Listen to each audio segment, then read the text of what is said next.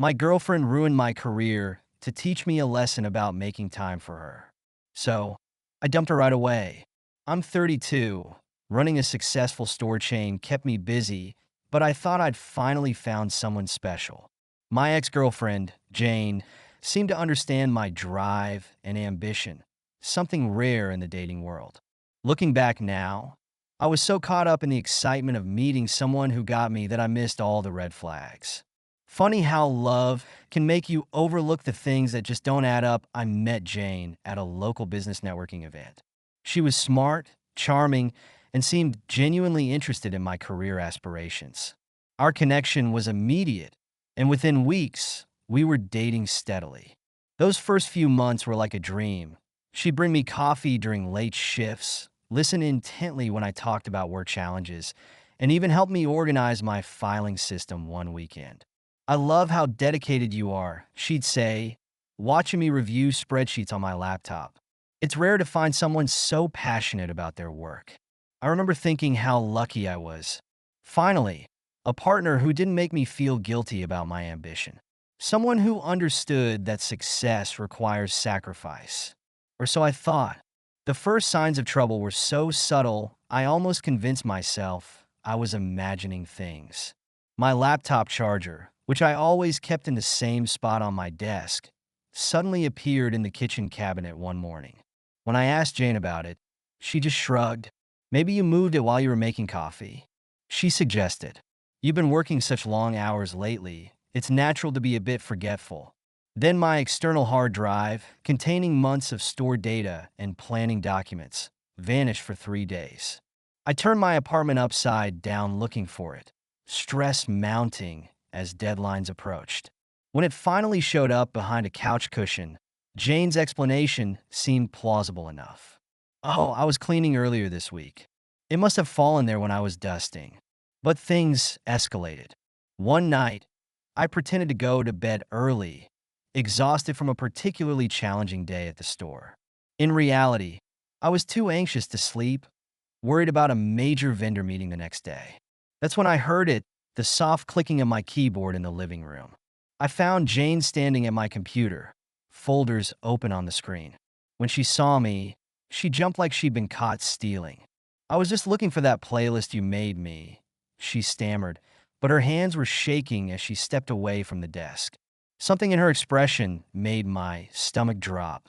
I should have checked the computer right then, but exhaustion and a desperate need to believe her explanation won out. I went back to bed, pushing down the nagging feeling that something wasn't right. The next morning, my world imploded. Every folder containing crucial store documents was empty. Sales projections, staff schedules, vendor contracts, all gone. Not just moved or hidden, but completely erased. The recycle bin was empty too, suggesting a deliberate purge.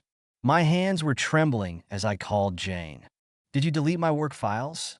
"What files?" Her voice was too casual, almost smug. "Don't play dumb with me, Jane.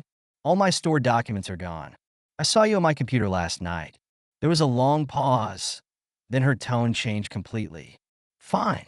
Yes, I deleted them. And you know what? You deserved it." The venom in her voice shocked me.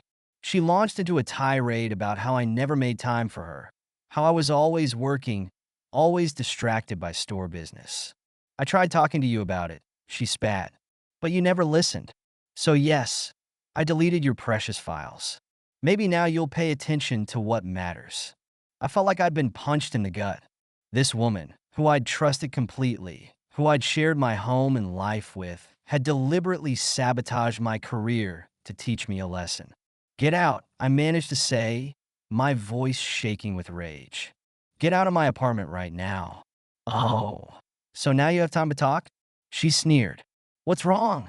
Are your precious spreadsheets more important than our relationship? You destroyed my work files on purpose. This isn't about attention or our relationship anymore. This is about you deliberately trying to harm me." She switched tactics immediately, tears welling up in her eyes. "I just wanted you to see how much you were hurting me. You're always working, always on your phone or laptop. When was the last time we had a real conversation? That doesn't justify what you did." I shouted, my composure finally breaking. If you were unhappy, you could have talked to me like an adult. Instead, you chose to destroy months of work and potentially damage my career. Get out. Now. The next few days were a blur of panic and desperate attempts to recover the lost data. I tried every recovery software I could find, spent hours on the phone with IT specialists, and even hired a data recovery consultant. The external drive that should have contained backups was wiped clean too. Jane had been thorough in her sabotage. My father, a retired business owner himself, was furious when I told him what happened. This isn't just about deleted files, he said, his voice grave. This is about trust and respect. She deliberately tried to harm your career. You need to take legal action. At first, I hesitated. The idea of suing someone I cared about felt extreme. But as I tallied up the hours lost, the money spent on recovery attempts, and the potential damage to my professional reputation, I realized my father was right. I found a lawyer who specialized in civil cases, particularly those involving property damage and financial loss. During our first meeting, I laid out everything that had happened, including the text messages where Jane admitted to deleting the files. This is a clear case of intentional property damage with malicious intent, my lawyer explained.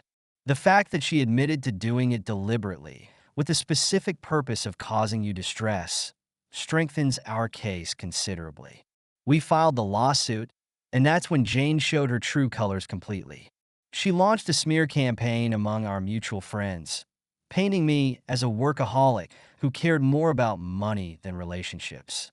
She even tried to contact my mother, spinning a tale about how I was being cruel and unreasonable.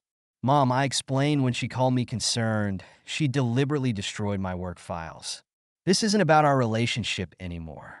This is about someone trying to sabotage my career. The legal process was draining, both emotionally and financially. Jane tried every trick she could think of to make me drop the case.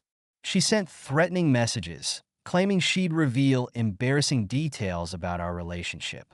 She spread rumors that I was embezzling from the store, a ridiculous accusation that thankfully no one believed.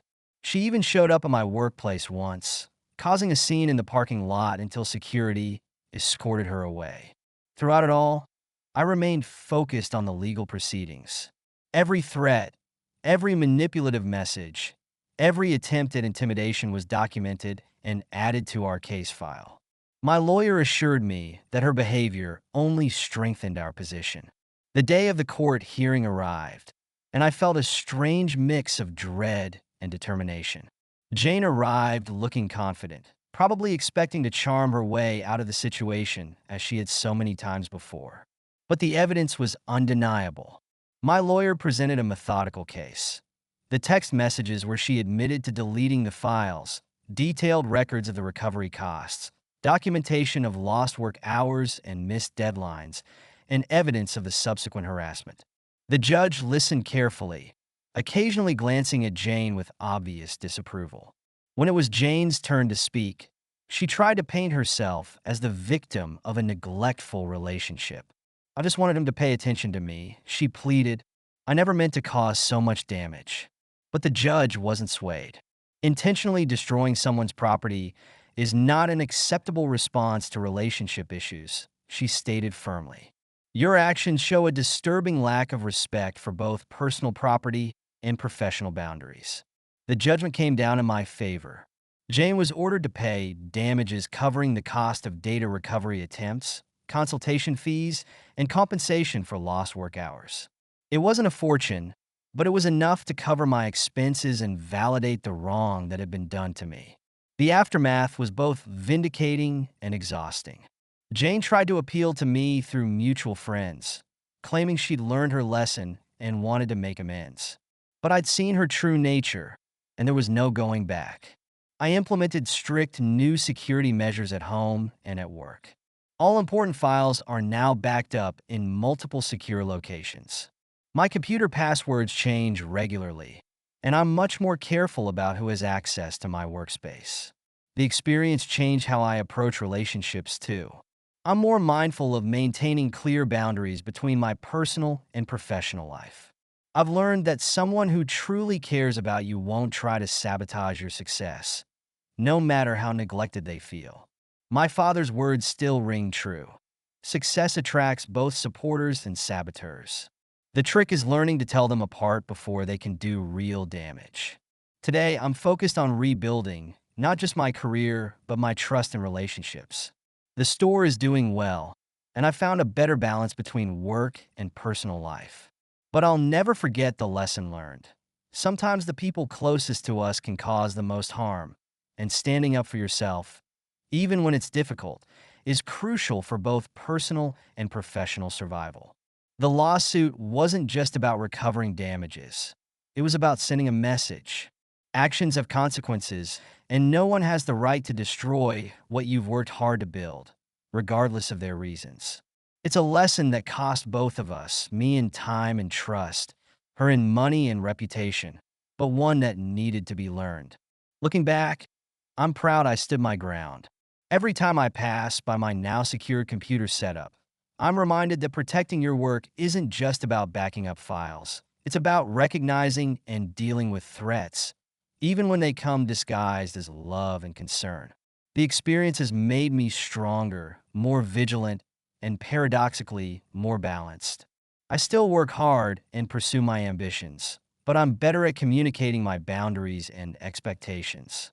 And most importantly, I know now that anyone who truly supports you will respect both your work and your worth. Some mutual friends still think I overreacted by taking legal action. But as my father says, sometimes the most important lessons cost the most to learn. In this case, the cost was worth it for the peace of mind and self-respect I gained in return. Thank you so much for listening to my story. If you have any thoughts, I'd love to hear them. So please leave a comment. Don't forget to like and subscribe if you want more stories like this one.